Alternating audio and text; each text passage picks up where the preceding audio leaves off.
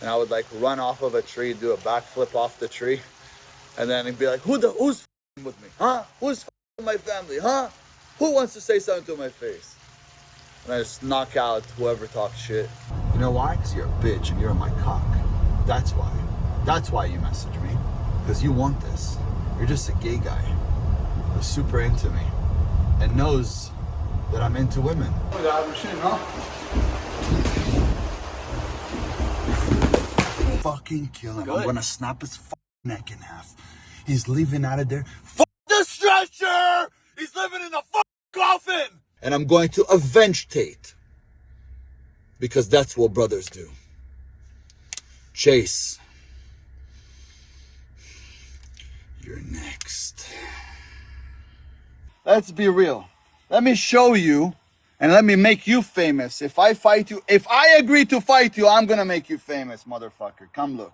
Well, guys, we are back once again with the most dedicated Kung Fu Panda cosplayer in the Alpha Male universe. The owner was, for me, Master Shifu. Along with the man who gets bent over so much that he gained the name Bendover, the one and only Bendover Azoulay. And you see, Bendover here has been doing everything and anything to continue his journey of becoming one of the biggest lolcows on the internet, and has been pumping out record levels of content when it comes to any of these Alpha Male universe members. And it's basically all in order to try to get people to stop viewing him as a PDF file or a grapist, and instead to view him as a fighter, when in reality that shit is never gonna happen, and we're just gonna continue to clown on his dumbass. So with that being said, we're gonna hop straight on into this one, where we not only have him apparently doing some sparring and posting it on his YouTube channel, but we also have him just crashing out over and over again as he tries to promote his bullshit fight with the Gypsy Crusader. And this is exactly how he ended up starting this week off, because he decided that it was a good idea to go ahead and hop on his Telegram, where he has all of his little glazers just ready to glaze away. And he decided that in that Telegram, he was going to drop this little video right here, where he was basically having what I can only consider to be a little mini temper tantrum. And during it, he was speaking another language, so of course I translated that shit down at the bottom for you. And he was basically yapping about how he wants to shove shit up Gypsy Crusader's ass. And I'm not even joking. That is quite literally what he says. הוא מת, אני תופס אותו, הוא מת. הוא לא מבין, הוא נופל לי בידיים. הוא בא לי לידיים, אתה לא מבין מה אני עושה לו, הבן שרמוטה הזה. אני הולך להכניס לאמא שלו בתוך התחת, הבן שונא הזה. מקלות במבו. במבו אני שם לו בתחת! בן שונא. מדבר עליי? Oh! But I'm gonna fucking kill him. I'm gonna fucking kill him. Good. I'm gonna snap his fucking neck in half. He's leaving out of there. Fuck the stretcher! He's living in a fucking coffin! And alright, Benny boy, let's calm down. You already have one grape case. We don't need to be getting another one because you're trying to shove bamboo sticks up another man's ass. And I don't even know why that's where he went with that. I don't know what the bamboo has to do with it, or what inspired him to say such a thing. And I don't even know what he was visualizing at that moment in time. But you do have to appreciate one thing, and that is every time he has a crash out, he always has a moment where he decides that he's just gonna shit his pants directly in the middle of it. Oh! I don't know what kind of alpha male power play he thinks this is, but it is just a consistent thing that he is constantly doing. And he was just getting started with the clips this week because he also decided that he was going to go hang out with Ryan Garcia again. And by hang out, I mean he happened to run into him while they were at the gym. And anytime he does seem to interact with Ryan, it always comes off as Ryan and them trolling the shit out of him because they always seem like they're pretending to hype his goofy ass up. And for some reason, the clown always eats it up and says all types of goofy shit that he thinks sounds tough, and even decides that it is worth posting on his Instagram. Who's this buff ass dude? Oh shit! Fighting August 29th. You can take it without it, bro. Right? You're strong as shit. I'm getting ready to fight, so. Yeah, bro. You're fighting in front of 20,000 people. Who are you fighting? Gypsy Crusader. Oh. He's a professional kickboxer. Oh shit! Actually, the replacement for Andrew Tate. Oh shit! Yeah, he was supposed to fight Gypsy. Oh wow! He already got beat up, right? I think I see. Tomorrow. Yeah. Chase is next on my list. Oh. He would do it. Yeah, Chase is next. I'm gonna call him out after I knock out the clown. That's a great idea. Take out Chase and then fight all the anti-Semites. I'm just a Jew fighting all these motherfuckers I don't like. Oh, Shit. I used to fight for the Russian mob, underground fights. that's all I needed to hear, bro. I wasn't in the ring, but about to put him to sleep. He said he don't even ever will visit Russia Ever, you bro. did tell me that. You said I know, you don't fuck bro. with Russia. And of course, he needed to start throwing out some of his made-up lore that he has created in his head, and had to go on about how he apparently used to fight for the Russian mob, and these goobers just pretended like they believed him, as he sat there feeling like the baddest motherfucker in that gym. And it was just a whole lot of goofiness that he posted because he thought it made him look hard. And he continued to build up this week with just more pure and utter bullshit, because as you heard, he tried to make the claim that Andrew Tate was initially supposed to fight Gypsy, but he was doing it for him, and he continued to push this claim even further, and apparently glazes and looks up to Andrew Tate to such an extent that in his mind he is making up fantasies where he is friends with him. Why did that fight not happen? That fight didn't happen because Andrew didn't want to do it. At first he said yes, and then out of nowhere he just kind of ghosted the promoters, and then it just kind of all fell apart. So as you guys know by now, Andrew Tate was supposed to have the fight with Gypsy Crusader. But he gave me a call and he passed the fight to me. He knew something was going to happen, so he passed it on to me. And that is exactly how brothers work. We do what we got to do when the time is needed. So, he told me this guy is anti-Semitic. Send me a few clips. I said, let's fucking get rid of the clown. And now you guys know the truth. Gypsy spoke about it. I wasn't going to talk about it. But here we go. Now you know the truth. They were going to fight. But the fight was passed on to me. After this fight, I'm going to go beat the fuck out of Chase Demora. And I'm going to avenge Tate. Because that's what brothers do. Chase. You're next.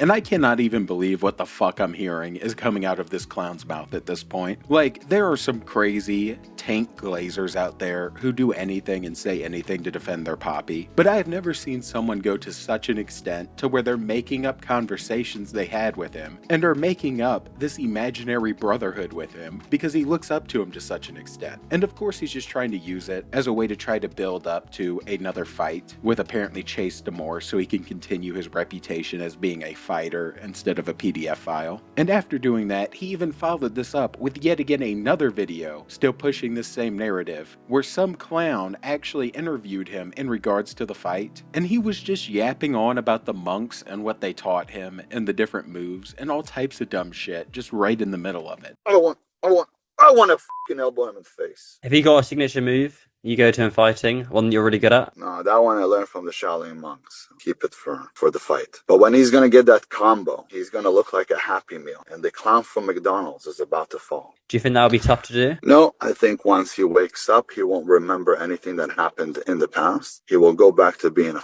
fucking gypsy. And then I'm going to take him to Israel. He's going to kiss the wall. He's going to wear the black box. And he's going to thank God that he's still alive. What do you think your biggest strength is? I think that I have no weaknesses. I'm a complete stand-up fighter. Have you heard of Jake Shields? He's going to be in Gypsy Crusader's corner for the fight. Yeah, of course. Me and Jake did a face-off. Oh yeah, I saw on social media. How was it hanging out with Jake? When Jake saw me, he told me, look, a lot of people make fun of you online. He's like, but I could feel a killer when I see him, you know. I could feel it on you. He's like, you killed someone with your bare hands. I said, no, I didn't. I don't know what you're talking about. He's like, nah, you're a killer. I could feel it, you know. So Jake is a good guy. I'm going to convert him too. And Jake for sure did not say that stupid fucking shit right there. That is only some shit that bend over Azoulay could come up with in his own mind and pretend somebody else would be saying. Just like him stating that he has no weaknesses is even further bullshit. And of course, with him talking crazy like this and doing everything and anything to try to look like this fighter, when he has basically no footage of him fighting out there, people of course were just clowning the ever-living shit out of him in his very own comment sections and rightfully making fun of his goofy ass. And instead of acknowledging him as a fighter, they were acknowledging him as a grapist along with all of the other shit that had to do with that case. So when Bendover saw this, he decided that he was going to make a little response video, and that he was going to make one where he was apparently supposed to be demonstrating his fighting skills in a spar against an ex-UFC fighter who has been out of training for years at this point. And a large majority of the video was him just being on some pure and utter bullshit before the fight, where in one segment he decided to hop in the pool and say some of the dumbest shit that I think we've heard from him in a hot minute about how he is somebody who always stood up for other people and always just stood up to bullies. Life, I dealt with people that were crazy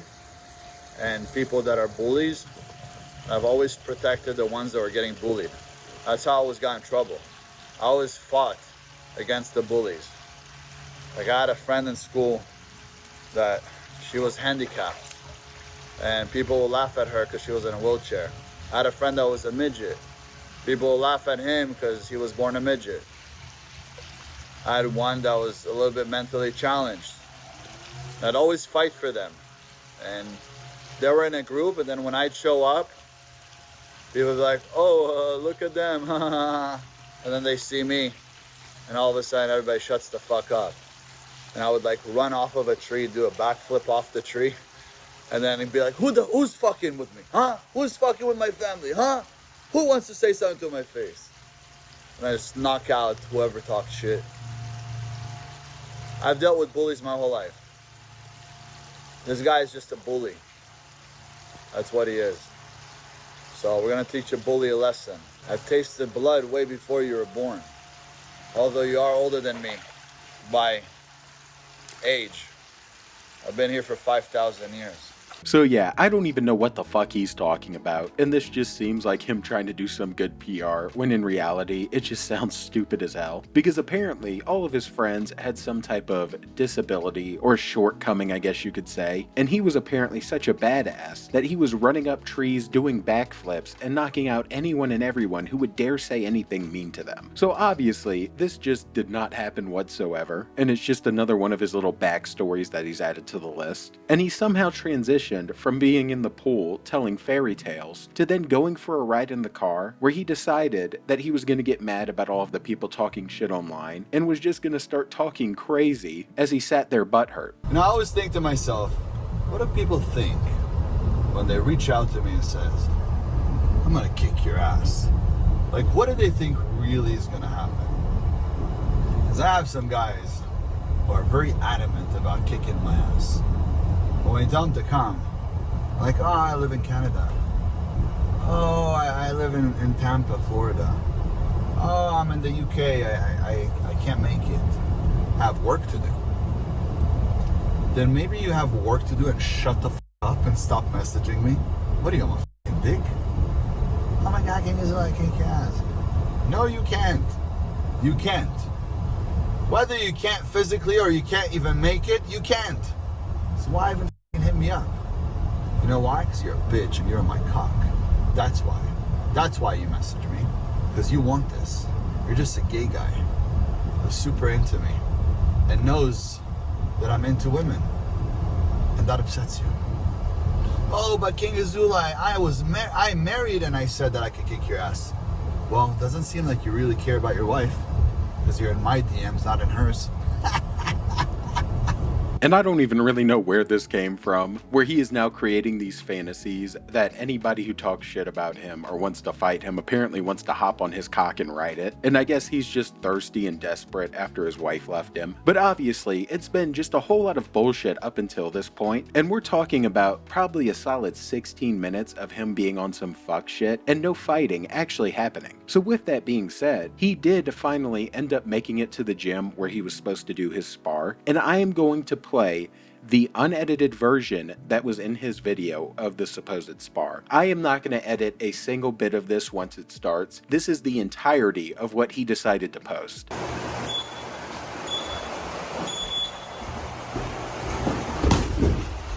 you want to show me the other machine, huh?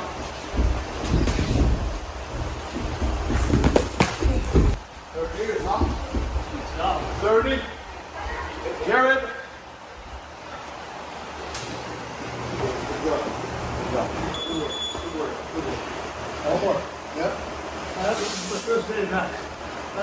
All about being a man and showing up.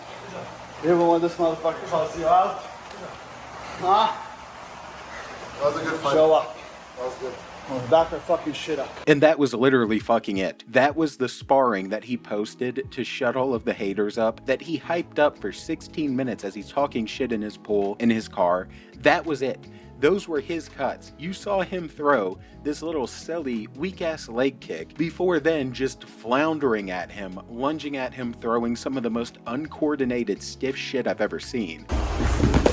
He was so stiff, if I didn't know better, I would have thought a stick was up his ass. And just gets caught in the face with a straight right in it, and that was his highlights. So I cannot imagine how bad this spar must have been to where this was the highlight, this goofy fucking shit right here. But it actually ended up giving me secondhand embarrassment. Like, there is no way that this was the best part of the fight that he wanted to show, where he jumps at this man just throwing some shit with no power behind it and gets clocked in the face. It is actually some incredible work when you include only 20 seconds of the fight of a multiple round little spar, and that is the best you could post. Like, how is this motherfucker real? He included more footage from after the spar than actually during it, where the guy's telling him how he needs to actually do some bag work and learn some combos, and Azoulay's just talking about how he doesn't want to show any of that because Gypsy might learn and pick up from it, which is just a ridiculous excuse. I've over 60 professional fights.